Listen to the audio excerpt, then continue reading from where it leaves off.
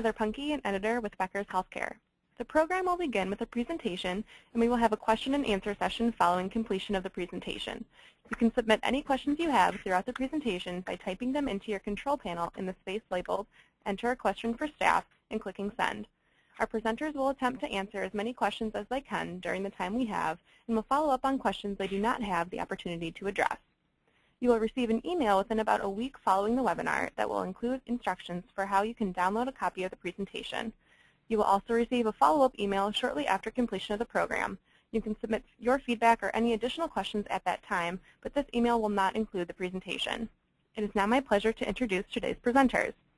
Dr. David Theodoro is a practicing cardiac surgeon and chairman of the Cardiovascular Department for one of the largest programs in the Midwest at SSM Health St. Louis. He has extensive clinical and cardiac surgery program management expertise, and Dr. Theodoro is actively involved in the development and management of his health system's population health initiative. Then we have Julie Pettigrew, who is the Director of Marketing, U.S. Advanced Parameters for Covidien, now Medtronic, Respiratory and Monitoring Solutions. With 20 years of operations, materials management, sales and marketing leadership experience in the medical device industry, Julie has been responsible for numerous product launches, product turnarounds, and solutions-based sales initiatives to clinicians and hospital executive management. Julie is a summa cum laude graduate of the University of Colorado Boulder. And we have Robert Palmer, who is President and CEO of PotentiaMED. Robert conceived and led the development of PotentiaMED analytics products, including comparative effectiveness analysis and predictive analytics for clinical and economic outcomes. He brings over 20 years of industrial experience in developing analytic models for healthcare payers, providers, and medical technology. Robert holds an MBA with a focus on finance from Washington University in St. Louis and a BS in Business Administration from Regis University. It is now my pleasure to turn the floor over to Dr. Theodoro to begin today's presentation. Heather, thank you very much, and good afternoon, ladies and gentlemen. It's my pleasure to have this opportunity to discuss what I hope we all will agree are some very important topics. The discussion topics would suggest a robust and full agenda for this upcoming hour, and I would like to frame my remarks within the context of the high acuity or complex patient meets the current healthcare system and healthcare reform, or because likely most, if not, certainly many, if not most, of the participants of this event are in the provider space, perhaps a reorganization of those comments into the current healthcare system and healthcare reform meets the high acuity, complex, high-risk patient. And so we'll, over the next 15 or 20 minutes, go on somewhat of a journey. It'll be required to give some background information with regards to healthcare reform and some of the direct offshoots of that initiative. And if we may have the next slide. So within the framework of healthcare reform, the dialogue usually quickly advances to discussion around population health. The systemic or structural changes that have come about from the population health initiative are outlined here. Clearly, we involved with these initiatives understand that achieving appropriate economies of scale through affiliation, consolidation, and hospital mergers and acquisition has been a result of population health initiatives, as have physician integration. Physician integration clearly sits at one of the linchpin positions with regards to enhanced collaboration, coordination, comprehensive and cohesive healthcare delivery. Really starts with an integrated physician group as a rule. Certainly there are several, if not more than several, two outlined here, hot topics that are as a result of healthcare reform, as well as our initiatives within the population health space, not the least of which are cost pressures, the manner in which the provider systems and their physicians are paid, and that can take on a, as we know, a host of different complexions and different varying pay structures. Certainly there seems to be a trend in movement away from the standard status quo fee for service. to more value-based risk-bearing contracts. I believe, again, those of us that have been in this space for some time have seen fee-for-service be added to by pay for process performance, certainly pay for quality outcomes metrics.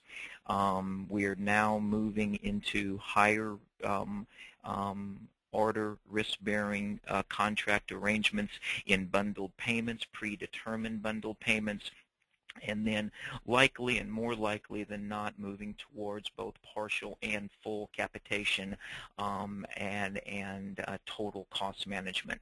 And another certainly overbearing force is the need and the responsibility for care, across the continuum care, longitudinal care. And when I think of longitudinal care, I believe that's best summarized by duration of accountability and duration of responsibility, not only for clinical outcomes, but the operational proficiencies of an organization and, of course, the financial outcomes. And in general, we clearly are all witnessing an upward swing in the duration of accountability. A little bit outside of the scope and the intent of today's conversation is certainly a shift to an outpatient-centric care program, not necessarily targeted at the patient population that we'll concentrate on today, but certainly it's there, and we all are now dealing with an ever more empowered consumer, be that the individual patient or the very powerful purchasers, and I think that that is certainly a significant external force further molding and morphing that large beast that we call population health. Next slide, please. So one of the first and likely fundamentally most important results from population health initiatives can be summarized or characterized as organizational innovation. And by that, I mean the way we structure ourselves to deliver on the value proposition of both improved outcomes and cost reduction.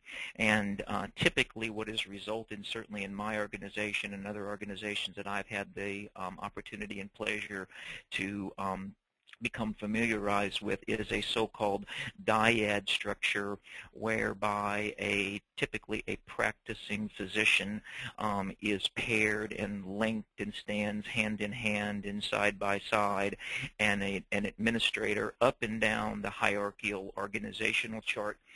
And I would say that this is a direct manifestation of the need for enhanced collaboration across our healthcare space. So the dyad structure seems to be alive and well, and it clearly, it being organizational innovation, expands into the manner in which we organize the structure of our accountable care organizations, our ACOs, the organizational structure of our clinically integrated networks, or CIN, and it continues on through the manner in which we organize our dedicated care teams, the patient-centered medical home, and the dedicated care managers that are embedded in many of our primary care practices at this time. Next, please.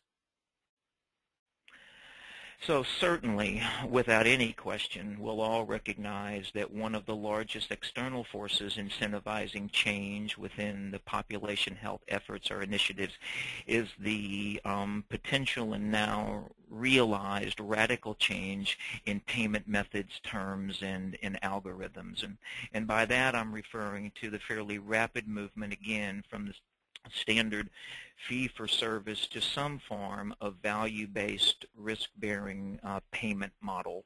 And as we've stated before, that takes on a whole host of differing complexions, but most advanced ACOs, as advanced as we can be at this particular point in time, and CINs have clearly moved away from full fee-for-service and likely quickly through pay for process performance, and have begun to engage the purchasers of healthcare in some type of quality-based outcomes measured, again, clinical, operational, financial, and patient satisfaction. Most of us are familiar with the Medicare Shared Savings Program, predetermined payments for acute care episodes, otherwise known as bundled payments, and then moving quickly into, again, more of a total cost management environment through either Medicare Advantage, other partial or full capitation arrangements with either employers directly contracting with providers or the third-party payment indemnity insurers. So these external forces are clearly serving as a big shaping modality as we organize ourselves. Next, please.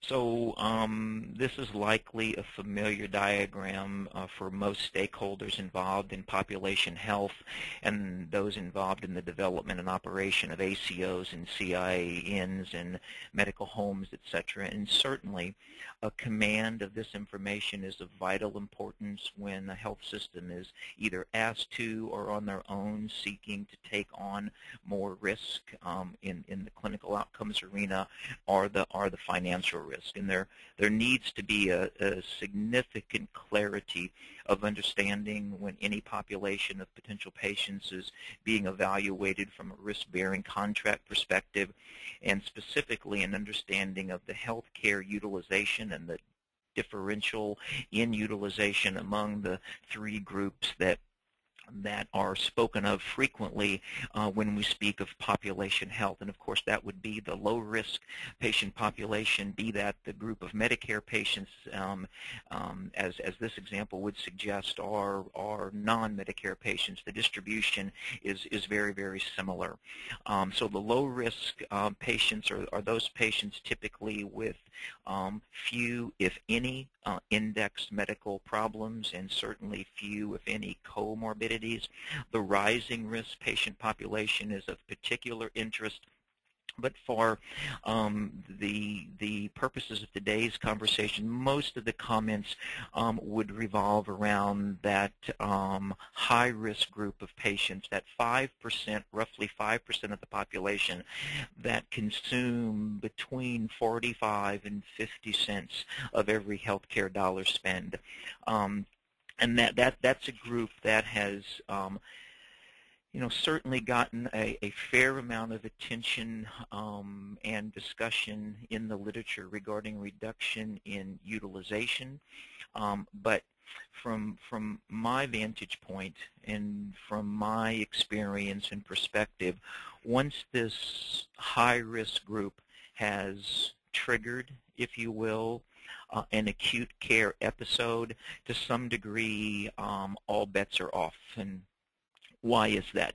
In a word, it's polymorbidity, the significant number of confounding and complex interrelated healthcare issues that these patients bring to bear and bring to our provider institutions. And it is a force to be reckoned with. And again, from my perspective, these 5% of patients would have a difficult time exhibiting their outsized resource utilization if they didn't touch our hospital systems in a couple, several, maybe perhaps more than several very predictable venues. And those venues, from my experience, would include the emergency department, the operating room, the ICU, and maybe for good measure we would add those patients receiving active cancer treatment in our chemotherapeutic delivery areas, and of course in our dialysis units dealing with the end-stage renal disease. So it would be my contention that if we were to further segment and stratify this top 5% of the population consuming outsized resources, again, they would have a very difficult time, in my experience, doing so existing as an outpatient. So again, when they trigger an acute care episode, it's my impression that they're triggering that episode and touching our hospital system in those places that I've indicated, and again, namely emergency department, operating room, and ICU. And it's at that point that we actually have gone on this journey over this first 10 or so minutes, talking about the high altitude conceptual structure of population health, the outcropping of the Population Health Initiative through our ACOs, and many of us are beginning to speak about ACO 1.0 and now ACO 2.0, which really is more of a clinically integrated network bolted on to a standard ACO whose initiative is to deal with the more well and healthy patients and manage chronic disease processes outside of acute care systems. And now the clinically integrated networks are being developed to appropriately handle acute, high-intensity episodic care, and therefore the moniker in some circles of ACO 2.0. So what is the question is, what is required to ever better deal with this complex and confounding group of patients, with fundamentally the goal being the provision of excellent healthcare services at the point of care or at the point of touch. And so again, the journey from a high altitude view of population health, healthcare reform, now as many of us discuss, a population does not enter your emergency department. An individual does. A population does not engage in a ICU bed or in an operating room suite. An actual individual does. And when these high-risk patients touch our systems in these 3 or 4 primary high acuity arenas, what are we going to bring to bear in that patient population to positively affect a value-creating experience? And by that I mean increased outcomes at a reduced cost. And clearly the answer is complicated, and it's definitively multifactorial. Most individuals in this space are familiar with the establishment of evidence-based practices, and then subsequently the adherence and compliance with evidence-based practices, and those two necessarily do not go hand in hand. The evaluation and reduction and care gap variation is another modality being employed to deal with this complex group of patients.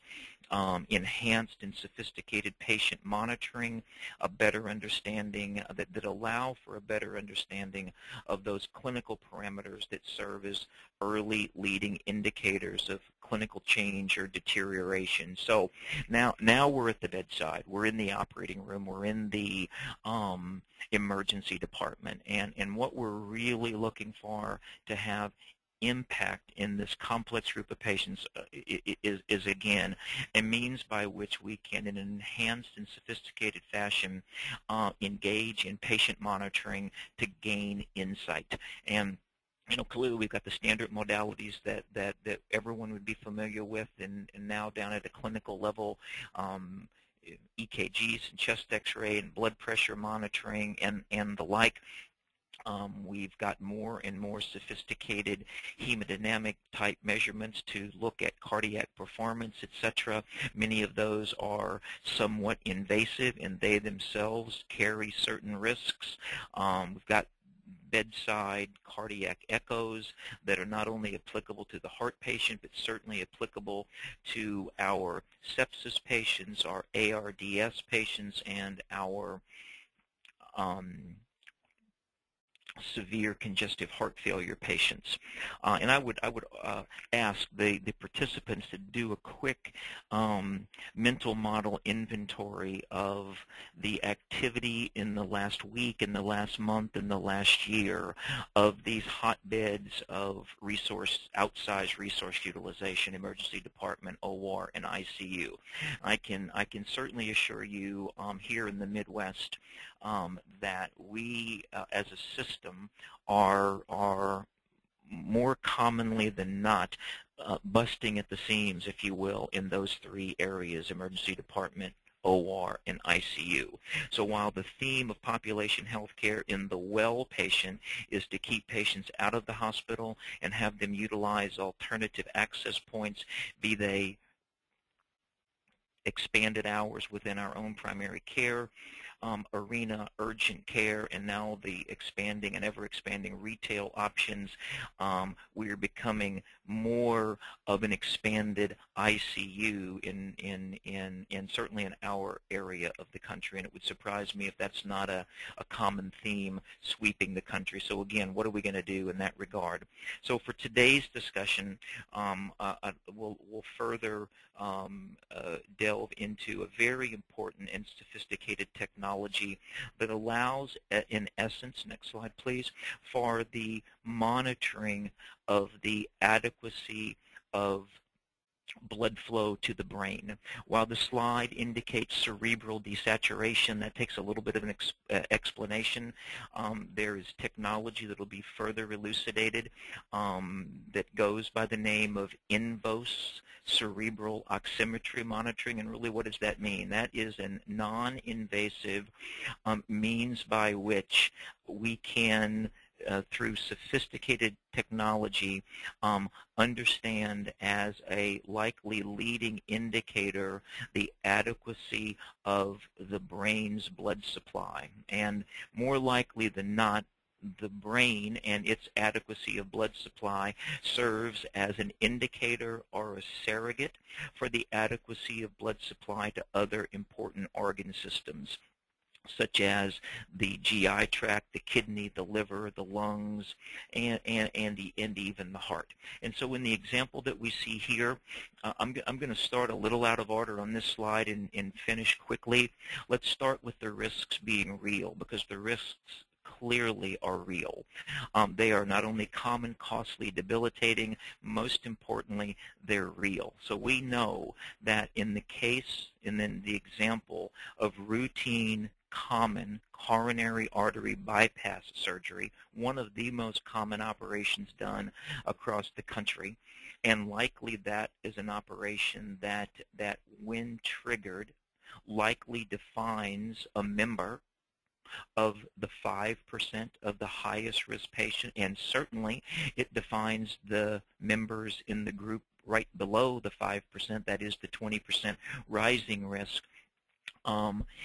Between a quarter and almost 40% of cardiac surgery patients demonstrate some degree of cerebral desaturation, and by that I mean an alteration, a negative alteration in their brain blood flow, as detected by this term that we call cerebral desaturation. When we up the ante a little bit and look at high-risk cardiac surgery patients, well, then that number skyrockets to 70 to 75% of the patients.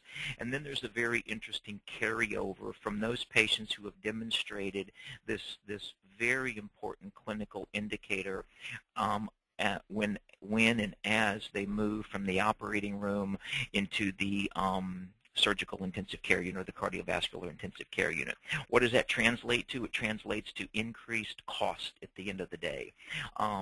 Clearly, there are correlations between those patients who have experienced this lack or lower than optimal brain blood flow. Again, our term for today will be cerebral desaturation, and their extended length of stay. Seen and outlined for further review later in the green bar. And then from a postoperative cognitive decline, when we see the phenomenon of inadequate brain blood flow through cerebral desaturation, there's a marked 12-fold increase in cognitive decline, and that unequivocally translates to length of stay issues in the ICU and total length of stay issues. So as a summarization in that regard, the major organ morbidity and mortality, both with and without cerebral desaturation, can be seen in the final orange-colored debilitating graph, which is again striking in regards to the differential between those patients who experience this problem versus those patients who had this problem identified and adequately and in a timely fashion addressed. Next slide, please. So two real quick studies. This one is a so-called scientifically rigorous study, one that has been done in a prospective and randomized fashion, and the highlights from this slide would suggest that those patients exemplified in the small blue bar have experienced vastly fewer morbid complications when they were managed in the operating room with cerebral oximetry evaluation, so as to identify and quickly treat the problem as it's identified in real time. And that would be in comparison to those patients unmonitored in orange, and then compared to those patients that exist in the Society of Thoracic Surgeons database. So earlier detection and timely targeted intervention speaks volumes, as the slide suggests. Next slide, please. A less slightly scientifically rigorous study, but the same results, if you will. Again, as evaluated in a cohort of patients undergoing very routine, common coronary artery bypass grafting. If you look at just the clinical markers of permanent stroke on the left and prolonged ventilation on the right, those patients that were monitored and treated with cerebral oximetry had significantly fewer events, as exhibited in the light bar next to the darker blue bar, for both permanent stroke and prolonged ventilation. Next slide. So what does it actually look like in real time? And we will complete my remarks in the next 1 minute. What this slide represents is an actual patient who is having their cerebral oxygenation in a non-invasive way. In other words, patches, if you will. I believe Ms. Pettigrew will go into more of those details. But nonetheless, think of two patches on the forehead, and one patch monitors the right side of the brain and one monitors the left side of the brain. And in this example, during coronary bypass grafting, something goes awry with the right-sided brain blood supply. It's quickly detected by the cerebral oximetry, and a simple repositioning of the patient's head and neck, in this particular case, addresses and solves the problem quickly. So the corollary to this graph is, what if we weren't monitoring?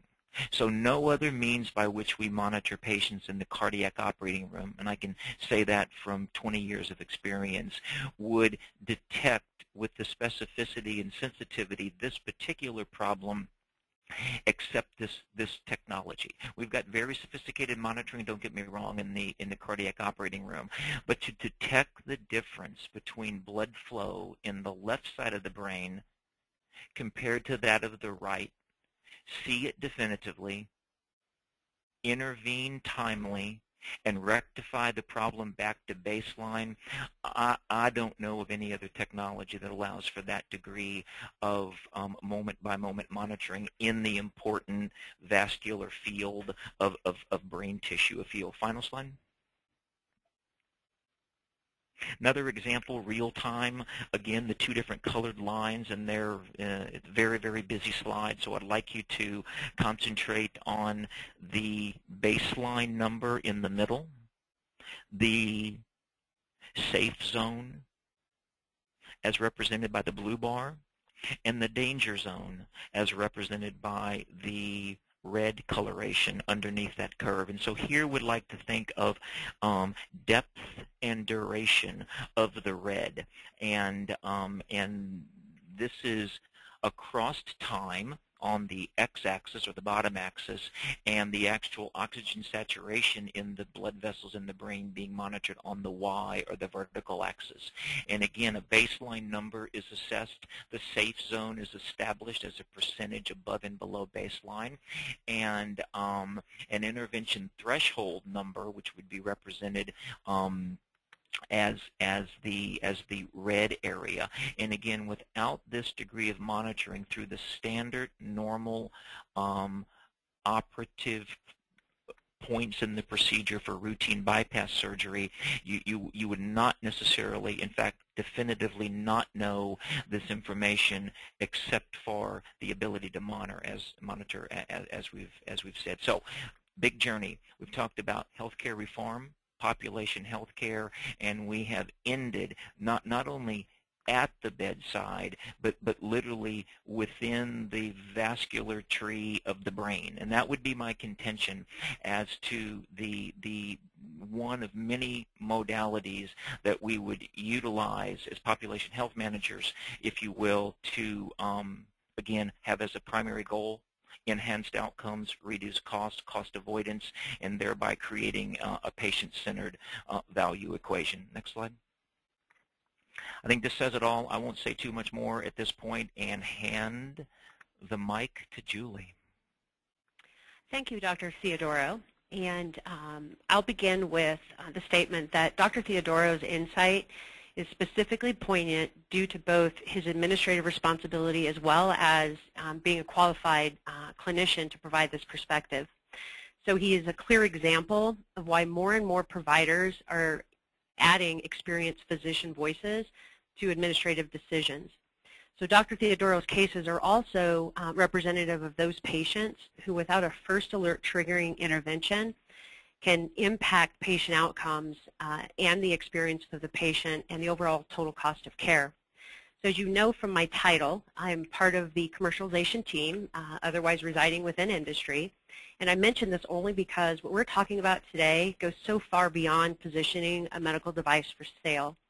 So whether you're attending this webinar as a clinician, an administrator, or other leadership position, I think you would agree that we all have a common, genuine concern, and that is about the patient and the patient's quality of life. Next slide, please. So reimbursement rates are declining, and at the same time, treatment costs continue to rise. So cerebral oximetry is an example of an advanced patient monitoring system that allows you to avoid events that otherwise could have been prevented, and most importantly, you're protecting the patient's brain.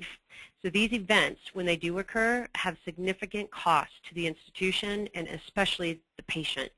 So even though it doesn't occur in every case, the patient who is negatively impacted by an unplanned event can significantly erode a cardiac service line's profitability, as demonstrated in this graph.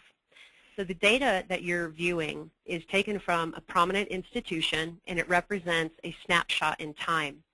And this cardiovascular surgery program's profitability, as you can see, grew favorably until cases 6 and case 19, at which time negative outcomes resulted in significant margin loss due to the incremental increased cost to care for this patient.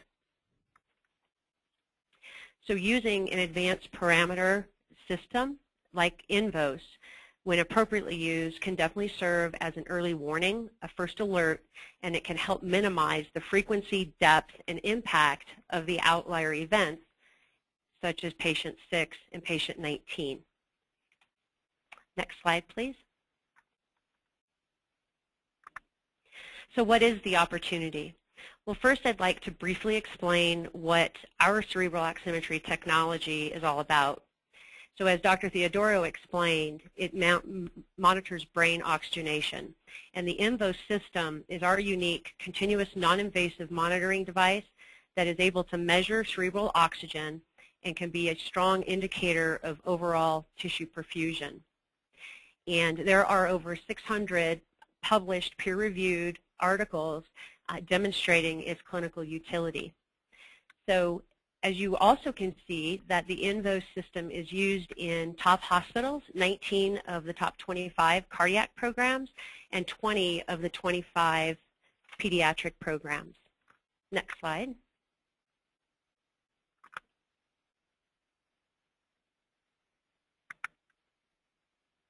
So cerebral oximetry is used in less than 1/3 of all adult cardiac cases, despite its clinical utility and despite the 598 other clinical publications that can be added to what Dr. Theodoro just reviewed. So given this reality, we continue to ask the question, why? So while this statistic is positive, there are clear indicators that with the appropriate analysis, this number will grow over time as the clinical benefit and economic balancing act align around the reducing the common, costly, and debilitating outcomes at the patient level due to incorporation of actionable items that are generated by using advanced analytics. Next slide. So given the staggering clinical evidence and our genuine passion and belief that all cardiac surgery patients should have their brain protected, we've embarked upon a comparative effectiveness analysis to demonstrate the cerebral oximetry's clinical and economic value, and we're going to do this through the use of advanced analytical modeling. So our hypothesis is this. We believe that using the INVOS system during cardiovascular surgical procedures where adequate brain protection and perfusion are at risk is associated with a measured improvement in both patient outcomes and a reduction in total cost of care associated with any postoperative complications. So this is our hypothesis, and with that, I'd like to walk through how we're going to solve for it. Next slide. So the analysis includes answering the following question. How does the brain desaturation correlate to clinical outcomes and financial impact in cardiac surgery? The analysis that we're going to conduct is a retrospective comparative effectiveness research study that's focused on cardiac surgery patients, adult patients, that were monitored using the INVOS system versus those that did not have cerebral oximetry monitoring used. So because intervention protocols vary by institution and also actually by clinician, we're targeting about 5,000 cases to allow for a good stratification and to have the statistical significance with the results. Worth noting also is that we're only interested in de-identified outcomes data and the average unit or event costs in order to generate the analysis. Next slide, please. So this chart further highlights some of the clinical data and some of the endpoints of interest. It is not all inclusive, and we're going to let the data also add to our discovery. So we're going to employ a sophisticated advanced analytics model to drive the data correlations and outcome measures at a level we don't believe is currently being done in cardiac centers. So the company that we're going to be doing this analysis with is PotentiaMED. And with that, I'd like to hand it over to Robert Palmer to discuss PotentiaMED and further explore the company's capabilities. But before doing so, Robert will also then hand the mic back to me, and I will go ahead and wrap the webinar up in the summary at the end. Robert?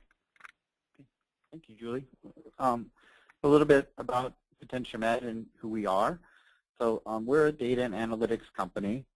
The work that we're doing today is focused around cardiac surgery and oncology outcomes. So building advanced analytic models to support comparative effectiveness and risk-adjusted analysis of different patients and groups of patients based upon different treatment decisions and approaches.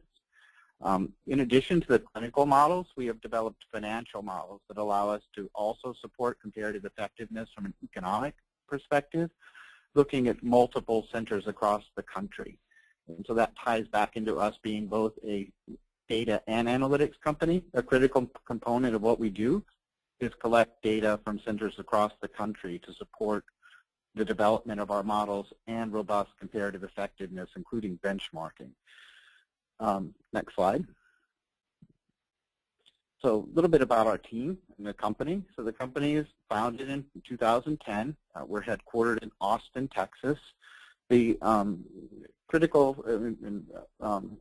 component of what we do as well is both a clinical and quantitative approach to doing our work. So it's critically important that we understand the data from a clinician's point of view, and it provides additional layers of context so that we can do deeper analysis, including situational analytics, that uncovers many of the anomaly events that drive performance in the different programs and different approaches that we're considering when we're doing our work. So you can see on our team, we have both cancer and cardiac surgery expertise, as well as medical biostatisticians, epidemiologists, IT expertise, et cetera. So all these play well together in developing the tools that we have. In addition, we have a partnership with the Center for Outcomes Research at Washington University in St. Louis, and some of the tools that we've used today are derived from a tech transfer from our company out of the medical school. Next slide.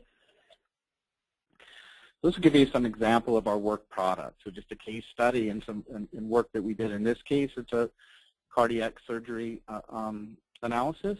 So working with a multi-center institution. So all these hospitals you see named or in the same hospital system. And in this case, the hospital administrators were looking at outcomes associated with length of stay, cardiac surgery, and specifically they were looking at one institution within their system that they had invested in a cardiac ICU. So in this case, the cardiac ICU is Hospital D. But when the administrators looked down at length of stay, they said, well, it actually is the longest length of stay, yet we invested all this money in a cardiac ICU, therefore does it make sense for us to invest in additional cardiac ICUs in the other hospitals? So the layer of complexity here is on a univariate basis, yes, length of stay look long, but when we did our analysis risk adjusted, you can see the second column where Hospital D actually has the lowest length of stay on a risk adjusted basis. So what was going on in this situation is Hospital D was a more urban location hospital. The other hospitals were more suburban, and the populations were different that they were treating. And therefore, what we were able to do is unravel that and give a more clear analysis of how performance really is. And this is common with the work that we're doing across the country. Is every center that we work with, or typically the first question is yes, but we're getting sicker patients. Well, all centers are getting sicker patients, but how sick are your individual population patients is an open question that we can help centers risk adjust for. And it's critical in the analysis that we're going to be doing with INVOS, is understanding which patient groups may benefit at what level from the use of cerebral oximetry. So sicker patients fare better, all patients. This is the type of work that we'll do in this case. So next slide.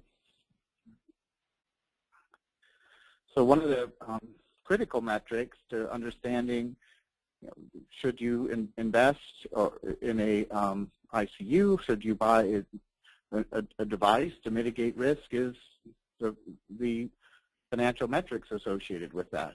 And that's a gap that we've seen across the country. Has been a real challenge for the center that we've been working with to understand the costs and outcomes on an individual procedure basis. So one of the things that we've developed as a firm is a model that takes into account the cost factors directly associated with the procedure and allows us to, again, on a risk-adjusted basis, apply our models that allow us to look at institution versus institution and remove a lot of the noise associated with cost accounting, different factors that are relevant to the hospital system, but not so much on the procedural or surgeon level. So really looking at direct costs. So what this chart shows is uncovering for the first time for a large institution the profit and loss on an individual case basis. And in this case, we also drilled down to surgical approach, a number of different ways that we cut the data for them to understand their outcomes. So, and next slide, I think I'll pass back over to Julie. So here's a little bit of our analysis approach. So in the case of the cerebral oximetry analysis, we're going to obtain data from up to 10 centers, 5 years de-identified, retrospective data. So de-identified at the patient level as well as the hospital level. So that, and what we're going to do is our work on comparative effectiveness, return back to Covidien or Medtronic, aggregated reporting into the individual centers, their risk-adjusted outcomes, and their risk-adjusted outcomes compared to the greater aggregate group. So that, and also answering specific questions that centers may have specific to INVOS-related analytics. So postoperative delirium, stroke rates, any area that they would want to focus in on, we will do that as well. So Julie, I'll pass off to you for the last slide.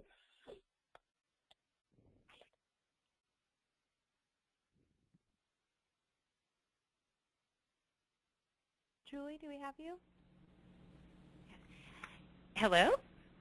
So thank you, Robert. I appreciate your information.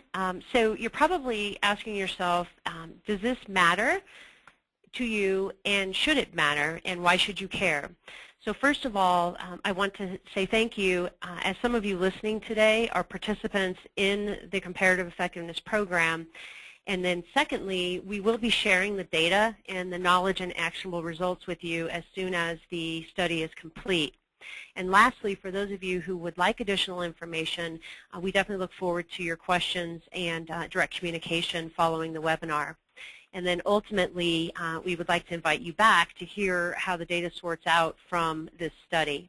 And so with that, we're now going to open it up for questions, and I will hand it over to the moderator.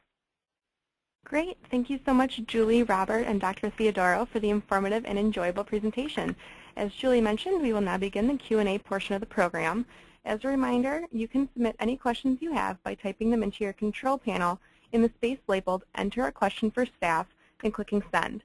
Our presenters will attempt to answer as many questions as possible in the time we have, and will follow up on questions they did not have the opportunity to address. So to start, we have a question here, probably for Dr. Theodoro. Says, many providers are entering into at-risk financial agreements with payers. Do you believe we know enough about the high-risk ICU or OR patient cohort to safely enter into these type of constructs? Has this patient cohort been characterized sufficiently to mitigate the risk? Well, that's a resounding no, and let me elaborate. The care that an advanced ICU delivers now is certainly beyond that which was delivered even 10 years ago. There's certainly advanced technology and advanced collaboration amongst the varying caregivers, and the level of involvement of key stakeholders is at a high level. However, when we pivot from a fee-for-service environment into an at-risk risk-bearing contractual arena or environment, it would certainly be my contention that on a pro forma basis, with lack of the ability to, at an individual patient level, risk stratify a patient population being evaluated as a potential group of patients in which one would enter a risk-bearing contract, the level of sophistication on the data analytics perspective side, and the ability to have, as we've discussed today, a widespread utilization of advanced patient monitoring likely would give most systems significant pause if we had discussions around risk-bearing contracts as they would pertain to ICU utilization, emergency room department utilization, especially in this high-risk patient group. So it's a significant problem that is yet to be adequately solved for, in my opinion, in a full total cost management perspective. Okay, great. Thank you, Dr. Theodoro. We have another question here. It's probably directed towards you. Considering my 3 patient populations, what approaches do you use to reduce costs and improve outcomes at the clinical and administrative levels? Well, clearly that's a process in evolution. As we have entered in our system the population health space through ACOs and through a relatively new but large and robust clinically integrated network, we're working on those questions as we speak. As a matter of fact, I'd say that in addition to the advanced patient monitoring technology that we've outlined today, which are numerous different technologies, we have clearly spent a tremendous amount of time in the development of our ability to assume risk at the human capital level, if you will, with regards again to sort of our organizational structure, and to the best of our ability, beginning to hardwire in processes by which communication is enhanced, coordinated care is enhanced, and the like, and no one's going to claim, certainly anywhere close to perfection at this particular point in time. But we've spent an equal amount of time on the human capital side of the equation, as well as on the technological side of the equation. So from an intensive care unit perspective, in my personal experience in the intensive care unit in which I function, and similarly in the operating room, we've taken a fair amount of clues on the human capital side from organizations that in the high reliability literature have been deemed and characterized as having an outsized degree of excellent performance in highly variable environments. And so that literature goes by the term high reliability organization, and we have taken again large pieces of that fundamental philosophy and mindset and trained our people and continuously discuss the fundamental principles that lie behind what high reliability organizations employ. And again, without question, we're in the process of evaluating a host of technological advancements that give us keen and earlier and more specific insight to potential clinical deterioration. So it's a combination of sort of both the human side and the technology side. I would argue that the quintessential wearable is the brain, and we all have one. And to elevate our level of suspicion and our level of sort of, if you will, discriminatory situational awareness, et cetera. Again, key issues found in high reliability organizations, paired with sophisticated early warning technology. Somewhere in that combination, in my opinion, lies the answer as to how to ever better care for these sick group of patients. Great. Thank you, Dr. Theodoro. I have another question here, maybe for Julie.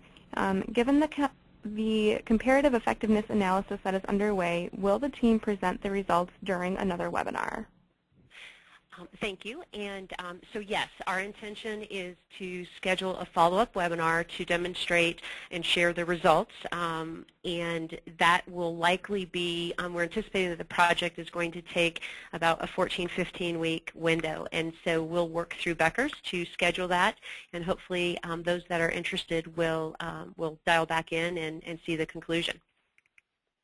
Great. Thank you, Julie. Looking forward to that, definitely. Here's another question, maybe for Robert. Why are institutions willing to take part in this analysis?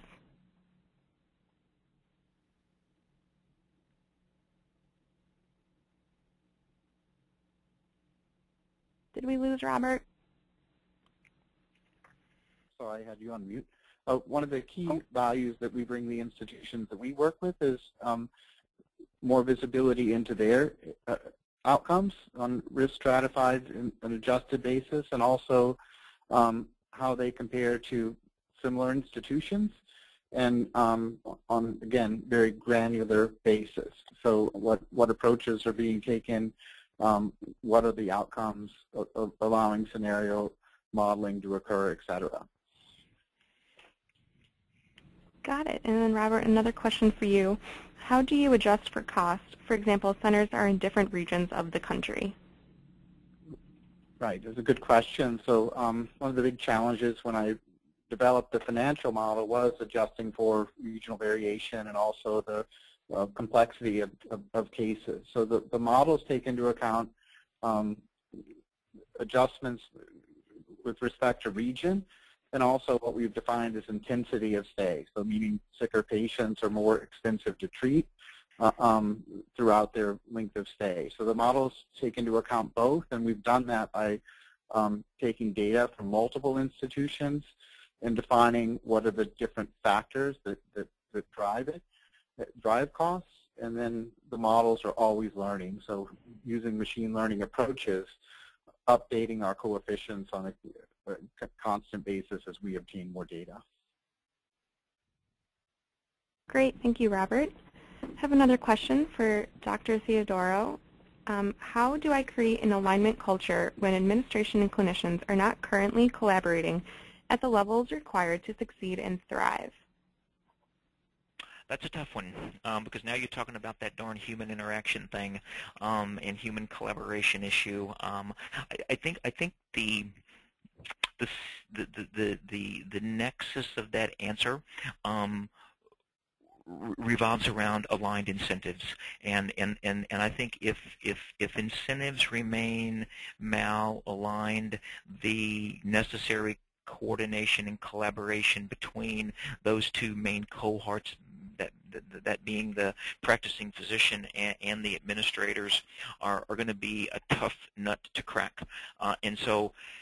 You know, the way we've done that in our institution through several different modalities. Clearly, we speak of aligned physicians versus unaligned physicians, and the aligned physician doesn't necessarily have to be defined by the employed physician. There are other structures, contractual, which will serve to align each of the stakeholders' incentives, certainly enough to move the ball down the field. But I think at the nexus of that question, and if I were to do, sort of a forensic audit of a problem with alignment, I would start with what are the incentives driving the behaviors of both cohorts that seem to have a difficult time collaborating, and one would almost unequivocally determine that the incentives are malaligned. Great, thank you. And then another question, kind of similar to that one for you, Dr. Theodoro. It says, aligning physicians across multiple specialties is very challenging. Do you have any advice?